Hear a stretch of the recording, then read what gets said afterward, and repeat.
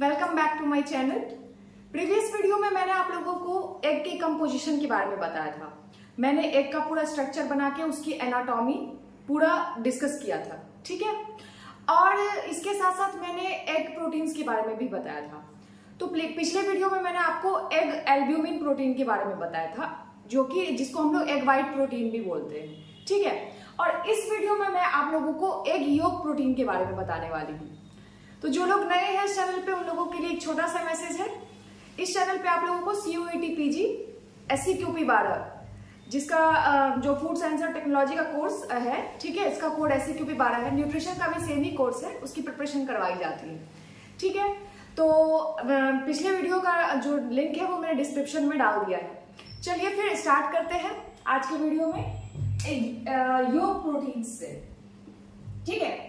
तो जो yellow portion होता है एग का, उसको हम लोग एग योक बोलते हैं, ठीक है। ये मैंने लास्ट क्लास में आप लोगों को बताया था। अब इस क्लास में हम लोग देखेंगे कि योक प्रोटीन्स कितने टाइप के होते हैं। तो पहला होता है आपका लाइपोवाइटिलिन और दूसरा है लाइपोवाइटिलिन, ठीक है। तो जो ये लाइपोवाइटिलिन है, ये आपका HDL है, हाई डेंसिटी लाइपोप्रोटीन। तो हमें पता है कि दो टाइप्स के होते हैं, HDL और LDL, ठीक है। हाई डेंसिटी लाइपोप्रोटीन और लो डेंसिटी लाइपोप्रोटीन, ठीक है। तो जो LDL होता है वो कोलेस्ट्रॉल को इंक्रीज करता है हमारी बॉडी में और आर्टरीज को क्लॉग करता है। लेकिन जो HDL होता है ये हमारा गुड कोलेस्ट्रॉल होता है। ये HDL क्या करता है, LDL को ग्रैब कर लेता है और फिर लीवर में उसको क्या होता है, उसका ब्रेकडाउन हो जाता है, ठीक है, और वो भी LDL में कन्वर्ट हो जाता है, ठीक है। तो HDL की यही प्रॉपर्टी है। अब देखते हैं कि लाइपोवाइटिलिन जो है ये 17 to 18% लिपिड कंटेन करता है, ठीक है। और 16 to 18% of an egg yolk कौन होता है, ये हमारा लाइपोवाइटिलिन होता है, ठीक है। एग योक का 16 to 18% तो लाइपोवाइटिलिन ही होता है। इसके अलावा इसमें इमल्सिफाइंग प्रॉपर्टीज होती है। हमें पता है कि एग योक जो है वो नेचुरल इमल्सिफायर की तरह काम करता है, ठीक है, लेसिथिन के प्रेजेंस की वजह से। तो लाइपोवाइटिलिन क्या है, एक इमल्सिफाइंग प्रॉपर्टी भी इसमें प्रेजेंट होती है। इसके अलावा जो लाइपोवाइटिलिन है ये 36 to 41% होता है। कितना, जितना लिपिड कंटेंट आपका प्रेजेंट होता है एग योक में, उसका 36 to 41% यही होता है लाइपोवाइटिलिन, ठीक है। अब इसके अलावा भी कुछ प्रोटीन्स हैं जो एग योक में प्रेजेंट होते हैं, ठीक है। इसमें आपका आता है लाइवेटिन, ठीक है। लाइवेटिन का देखते हैं। लाइवेटिन आपका वाटर सोल्यूबल प्रोटीन होता है, ठीक है, और ये सल्फर रिच होता है, ठीक है। इसमें सल्फर का अमाउंट मैक्सिमम होता है, ठीक है, किसमें, लाइवेटिन में। और इसमें क्या, LDL प्रेजेंट होता है, ठीक है, लो डेंसिटी लाइपोप्रोटीन। इसके अलावा आते हैं हम, जो नेक्स्ट प्रोटीन है वो आपका है फॉस्फेटिन, ठीक है। ये आपका आयरन कैरियर ऑफ योक है, ठीक है। एग योक में जो आयरन कंटेंट होता है वो बेसिकली किसकी वजह से होता है, फॉस्फेटिन की वजह से होता है, ठीक है। और ये रिच इन फॉस्फोरस, ठीक है। लाइवेटिन आपका सल्फर रिच होता है और फॉस्फेटिन आपका फॉस्फोरस रिच होता है, ठीक है। नाम से ही पता चल रहा है फॉस्फेटिन, ठीक है, phosphorus rich. 5 to 6% of yolk solid जो होता है वो क्या होता है, आपका फॉस्फेटिन होता है। यहां तक आप लोग नोट डाउन कीजिए। इसके आगे फिर एग से रिलेटेड कुछ इंपॉर्टेंट पॉइंट्स देखेंगे, फिर स्पॉइलेज ऑफ एग देखते हैं, ठीक है। तो अब हम लोग न्यूट्रिटिव वैल्यू जो एग का होता है वो क्या होता है उसके बारे में कुछ पॉइंट्स देख लेते हैं, ठीक है। तो देखते हैं कि प्रोटीन जो है वो एग में आपका 12 to 14% प्रोटीन का अमाउंट प्रेजेंट होता है, ठीक है। फैट के बारे में देखते हैं। तो फैट जो है आपका रिचेस्ट सोर्स ऑफ लेसिथिन है, और लेसिथिन क्या है, आपका फॉस्फोलिपिड है, और ये एक नेचुरल इमल्सिफायर की तरह एक्ट करता है, ठीक है। इसीलिए हम लोग एग को बेसिकली एग योक को हम लोग यूज करते हैं जब भी हम लोग किसी चीज का इमल्सिफिकेशन करना होता है, तो उसमें हम लोग एग योक का यूज करते हैं, ठीक है। अब ये आपका जो फैट है वो सोर्स ऑफ EFA भी है। EFA क्या है, आपका एसेंशियल फैटी एसिड्स, ठीक है। अब मिनरल्स और विटामिन क्या क्या प्रेजेंट होते हैं। तो ये है आपका rich source of biologically available zinc, magnesium, iron iodine, phosphorus and copper. तो बेसिकली आपका किस में प्रेजेंट होता है? एग योक में, ठीक है। एग योक में क्या ये कॉपर प्रेजेंट होता है, ठीक है आपका। और कैल्शियम प्रेजेंट इन सेल। तो जो एग का जो पूरा शेल होता है, जो उसका आउटर कवर होता है, वो मैंने बताया था वो इंटायरली कैल्शियम कार्बोनेट का बना होता है, ठीक है। इसके अलावा कैल्शियम फॉस्फेट और मैग्नीशियम कार्बोनेट भी 1% प्रेजेंट होता है। विटामिन ए और बी आपका प्रेजेंट होता है, ठीक है। और विटामिन बी में थायमिन और राइबोफ्लेविन, ठीक है, ये भी आपका प्रेजेंट होता है। लेकिन विटामिन सी जो है ये एब्सेंट होता है, ठीक है। तो ये एक न्यूट्रिटिव वैल्यू में मैंने कुछ पॉइंट्स जो थे इंपॉर्टेंट वो आप लोगों को बता दिए हैं। इसके बाद हम लोग नेक्स्ट पॉइंट देखते हैं, ठीक है। तो अब जो नेक्स्ट पॉइंट है हमारा, वो है हमारा क्वालिटी ऑफ एन एग। तो जो एग की क्वालिटी है वो डिफरेंट फैक्टर्स पे डिपेंड करती है। That's why it can be just by considering different aspects of an egg, ठीक है। तो इसमें जो आपका है वो कौन कौन से फैक्टर्स हैं जो एग की क्वालिटी को अफेक्ट करते हैं। पहला तो इसमें आपका आ जाएगा सेल कंडीशन। इसमें चेक कर लेते हैं कि सेल कहीं ब्रोकन तो नहीं है, कहीं उसमें कोई होल तो नहीं है, ठीक है। और उसके बाद इसमें ब्लड स्पॉट्स वगैरह भी कुछ ऐसे होते हैं जो हम चेक कर लेते हैं, ठीक है। तो सेल की कंडीशन से हमें एग की क्वालिटी का भी पता चलता है। इसके अलावा size of an air cell. तो एयर सेल जो है बहुत इंपॉर्टेंट फैक्टर है किसी भी एग की क्वालिटी को जज करने के लिए। कैसे? तो जब जो फ्रेश एग होते हैं उसमें एयर सेल नहीं होता है, ठीक है। लेकिन जैसे जैसे एग के इनर कंटेंट का श्रिंकेज होते जाता है, जैसे कि मैंने बताया था, श्रिंकेज होने का रीजन ये है कि एग के इनसाइड का जो टेम्परेचर है और जो आउटर एनवायरनमेंट का टेम्परेचर है, तो दोनों के बीच जो डिफरेंस है, इसकी वजह से वो टेम्परेचर डिफरेंस जो क्रिएट होता है वो टेम्परेचर डिफरेंस एक के अंदर क्या करता है, वहां पे एयर उसको रिप्लेस कर देता है, ठीक है। और इनर कंटेंट जो है वो श्रिंक कर जाता है, ठीक है। और उसको रिप्लेस क्या कर देता है? एयर, ठीक है। तो इसीलिए और धीरे धीरे क्या होता है, जैसे जैसे एग की एजिंग होती जाती है, ठीक है। जो एग, जैसे कि कोई एग जो है 1 डे ओल्ड है, ठीक है, उस एग में जो एयर सेल का साइज होगा, ठीक है, और जो एग उसके मतलब 1 वीक भी मान लेते रख देते हैं, उसके बाद जो उसमें एयर सेल का साइज होगा वो इंक्रीज हो जाता है, ठीक है। जैसे ये एग है आपका, तो इसमें एयर सेल का साइज अभी मान लेते हैं 1 डे ओल्ड एग में बस इतना है, ठीक है। लेकिन जब यही एग आपका 1 वीक या 3 to 4 डेज हो जाता है तो एयर सेल का साइज क्या होता है? इंक्रीज कर जाता है, ठीक है। और इसके पोर्स के थ्रू, एग के पोर्स के थ्रू CO2 का काफी लॉस होना शुरू हो जाता है, ठीक है। और जिसकी वजह से क्या होता है कि pH जो है वो बढ़ने लगता है। तो due to increase in alkalinity, ठीक है, क्या होता है, इसका एग का स्पॉइलेज शुरू हो जाता है, ठीक है। नॉर्मली जो देखिए pH भी एक इंपॉर्टेंट फैक्टर है, बहुत इंपॉर्टेंट फैक्टर है pH।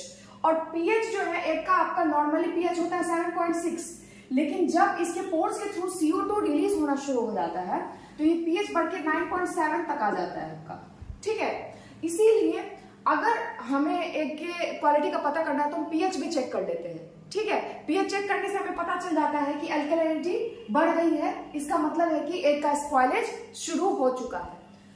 इसीलिए एयर सेल जो है वो बहुत इंपॉर्टेंट फैक्टर है। And a day old egg, air cell size जो होता है वो होता है आपका लेस देन 0.3 सेंटीमीटर, ठीक है। लेकिन यही जब 2-3 दिन 4 दिन हो जाते हैं एग को, ठीक है, एग की एजिंग स्टार्ट हो जाती है तो एयर सेल का साइज इंक्रीज होने लगता है, डेप्थ जो है आपका ये बढ़ना शुरू हो जाता है, ठीक है। अब आते हैं जो नेक्स्ट आपका पॉइंट है वो है आपका position of an egg yolk. तो जो फ्रेश एग होता है उसमें एग योक सेंटर में प्रेजेंट होता है, ठीक है। लेकिन जैसे जैसे एग की एजिंग होती जाएगी, एग पुराना होगा तो उसमें एग योक जो है वो सेंटर से थोड़ा सा मूव हो जाता है, ठीक है। चलाजा भी प्रोमिनेंट नहीं होता है, इस वजह से एग योक को वो सेंटर में रखने में कैपेबल नहीं होता है, ठीक है। इसके अलावा व्हाइट लाइन मेम्ब्रेन भी कमजोर हो जाता है कि एग योक को होल्ड करके नहीं रख पाता है। तो ये सारी चीजें जो है हमें एग योक के पोजीशन से पता चल जाती है, ठीक है। इसके अलावा है आपका condition of an egg white. तो एग का स्पॉइलेज हुआ है या नहीं हुआ है ये हम एग व्हाइट की कंडीशन को देख करके भी पता लगा सकते हैं। तो जो फ्रेश एग होता है उसमें थिक व्हाइट का परसेंटेज ज्यादा होता है, लेकिन जैसे जैसे एग पुराना होता है, एग की एजिंग होती जाती है, तो ज्यादा ओल्ड एग में थिन व्हाइट इंक्रीज करने लगता है। ठीक है, इससे क्या होता है, एग में वाटर कंटेंट इंक्रीज हो जाता है, वाटरी इन्वायरमेंट अंदर में क्रिएट हो जाता है। इसीलिए हम लोग जो है एग व्हाइट को भी एक इंपॉर्टेंट फैक्टर, एक इंपॉर्टेंट पैरामीटर मानते हैं। ठीक है, इसके अलावा पीएच तो एक इंपॉर्टेंट पैरामीटर है ही, जैसे कि मैंने अभी बताया था। जो आपका पीएच जो है नॉर्मली 7.6 होता है और ये बढ़ते बढ़ते आपका 9.7 आ जाता है। ठीक है, अब हम एग की जो ग्रेडिंग करते हैं on the basis of size of an egg. ठीक है, अब साइज के बेसिस पर अगर हम एग की ग्रेडिंग करेंगे तो जो एक्स्ट्रा लार्ज एग होता है उसकी साइज 60 ग्राम और मोर, तो 60 ग्राम भी होता है और मोर देन 60 ग्राम भी हो सकता है। लार्ज साइज एग जो होता है उसका साइज होता है आपका 55 टू 60 ग्राम्स और मीडियम साइज एग जो होता है वो होता है 45 टू 54 ग्राम्स और स्मॉल साइज एग जो होता है वो 35 टू 44 ग्राम्स तक का होता है। ठीक है, ये तो हमारा साइज के बेसिस पे हुआ। इसके अलावा हम हॉग यूनिट से भी चेक करते हैं। ठीक है, उसमें हम लोग हाइट ऑफ एग व्हाइट, योग का पोजीशन, ये सारी चीजें कंसीडर करते हैं। तो यहां तक पॉइंट क्लियर है, इसके आगे फिर स्टार्ट करती हूँ। अब साइज के बेसिस पे तो हम लोगों ने ग्रेडिंग कर लिया। ठीक है, एक्स्ट्रा लार्ज, लार्ज और मीडियम और स्मॉल साइज ये सब हमने देख लिया। अब इसके बाद हम लोग अब जो ग्रेडिंग कर रहे हैं वो इंटीरियर और एक्सटीरियर क्वालिटी के बेसिस पे कर रहे हैं। ठीक है, तो इसमें आपका 3 कैटेगरी आता है, साइज ए, साइज ए और उसके बाद बी। ठीक है, तो 3 यहाँ पे देख रहे हैं आप, 3 है, ए और बी। ठीक है, तो अब ग्रेडिंग किस बेसिस पे करते हैं, ये है आपका ए, ये है आपका ए और ये है आपका ग्रेड बी। ठीक है, तो 3 टाइप की ग्रेडिंग यहाँ पे किया गया है। ठीक है, तो ग्रेड ए जो है, ए जो है, ठीक है, ये ग्रेड ए से कैसे डिफरेंट है, ग्रेड बी ग्रेड ए से कैसे डिफरेंट है और तीनों में आपस में क्या डिफरेंस है ये हम अभी देखेंगे। पहला आता है आपका ब्रेकआउट अपीयरेंस। ठीक है, कवर्स अ स्मॉल एरिया, देख सकते हैं आप लोग, इसका एरिया जो है स्मॉल है। Covers a moderate area, grade A जो है आपका ये मॉडरेट एरिया कवर करता है। ठीक है, यहां से यहां तक। ठीक है, और इसके अलावा जो आपका ग्रेड बी है, कवर्स अ वाइड एरिया, देख सकते हैं बिल्कुल ही फ्लैटेड हो जाता है। इसका जो सेल अपीयरेंस भी होता है ग्रेड बी का, ये अच्छा नहीं होता, इस पे स्टिंग्स कुछ स्पॉट्स होते हैं। ठीक है, चाहे ब्लड स्पॉट्स हो या किसी भी तरह के सेल जो है वो भी क्रैकिंग होती है, कुछ इस तरह के इसमें आपको देखने को मिलते हैं ग्रेड बी वाली क्वालिटी में। ठीक है, albumin appearance, white is thick, तो जो ग्रेड ए टाइप है इसमें थिक व्हाइट का कंटेंट ज्यादा होता है। ठीक है, और व्हाइट का अमाउंट, थिक व्हाइट का अमाउंट हाई होता है। ग्रेड ए में white is reasonably thick and stands fairly high, इसमें भी ग्रेड ए जितना नहीं बट हाँ इसका भी थिक व्हाइट कंटेंट अच्छा होता है, गुड क्वालिटी में होता है और कुछ हद तक इसमें थिक व्हाइट का कंटेंट ज्यादा होता है as compare to grade B. ठीक है, ग्रेड बी में थिक व्हाइट का अमाउंट बहुत कम होता है और थिन व्हाइट का अमाउंट ज्यादा होता है। ठीक है, इसीलिए एग के अंदर जो है थिन व्हाइट का कंटेंट ज्यादा होने से वाटरी एग व्हाइट जो है वो ज्यादा रहता है। ठीक है, ठीक है, अब ये ग्रेड ए जो होता है इसमें आपका चलाजा प्रोमिनेंट होता है। चलाजा प्रोमिनेंट होने की वजह से योग को सेंटर पे रखने में, ठीक है, योग को चलाजा क्या करता है, ट्विस्टेड डायरेक्शंस में, अपोजिट डायरेक्शन में ट्विस्टेड होता है और ये एग योग को सेंटर में रखने में हेल्प करता है। ठीक है, तो इसीलिए जो ग्रेड ए टाइप का होता है इसमें चलाजा प्रोमिनेंट होता है आपका, और ग्रेड ए में भी चलाजा प्रोमिनेंट होता है। पर जो ग्रेड बी में होता है चलाजा वो वीक होता है और अपीयर्स वाटरी। ठीक है, और समटाइम्स एब्सेंट ऑल्सो, कभी कभी चलाजा प्रेजेंट भी नहीं होता इसमें। ठीक है, इसीलिए इसका एग योग भी वीक होता है, एग योग पोजीशन सेंटर में नहीं रहता है। ठीक है, योग अपीयरेंस देख लेते हैं। तो ग्रेड ए में yolk is firm, round and high. Grade A में yolk is firm, stands fairly high. और ग्रेड बी में yolk is somewhat flattened and watery. ठीक है, चूंकि इसमें कभी कभी तो चला जाए एब्सेंट ही होता है, तो yolk तो सेंटर में प्रेजेंट होगा नहीं. ठीक है, और इसके साथ साथ क्या होता है कि इसका yolk जो है वो फ्लैटेंड हो जाता है और वाटरी भी. तो इसका योग ग्रेड बी में जो योग होता है, जो एग वाइट होता है, इन सब का पोजीशन बहुत वीक होता है. ठीक है, तो ये था हमारा इंटीरियर और एक्सटीरियर क्वालिटी के बेसिस पे हमने ग्रेडिंग किया. ठीक है, यहाँ तक नोट कीजिए. ठीक है, तो अब जो हमारा नेक्स्ट पॉइंट है वो है हमारा हॉग यूनिट. हॉग यूनिट जो है बेसिकली हम लोग यूज करते हैं एग की क्वालिटी को चेक करने के लिए. ये आया हुआ क्वेश्चन है आपका कि एग की क्वालिटी को चेक करने के लिए हम लोग कौन सा यूनिट यूज करते हैं. ये एग की प्रोटीन क्वालिटी को भी चेक करता है. ठीक है, तो हॉग यूनिट आपका होता है height of thick white by weight of an egg. ये आपका हॉग यूनिट होता है. ठीक है, अब एक गुड क्वालिटी एग में कितना हॉग यूनिट प्रेजेंट होता है? तो एक गुड क्वालिटी हॉग में 72 हॉग यूनिट प्रेजेंट होता है. यही एक अगर एग डिटोरिएटेड क्वालिटी है तो उसका हॉग यूनिट होगा 30 to 60 हॉग यूनिट. ठीक है, स्पॉइलेज ऑफ एन एग. तो एग क्या है?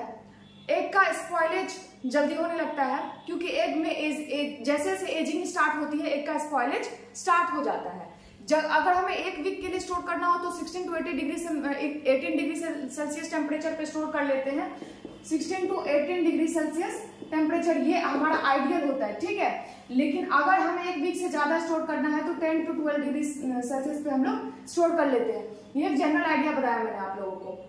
अब देखते हैं कि स्पॉइलेज एग में कितने टाइप के स्पॉइलेज होते हैं. फिजिकल स्पॉइलेज भी होता है, केमिकल स्पॉइलेज भी होता है, माइक्रोबियल स्पॉइलेज वगैरह भी होता है. तो पहले देखते हैं कि फिजिकल स्पॉइलेज क्या है.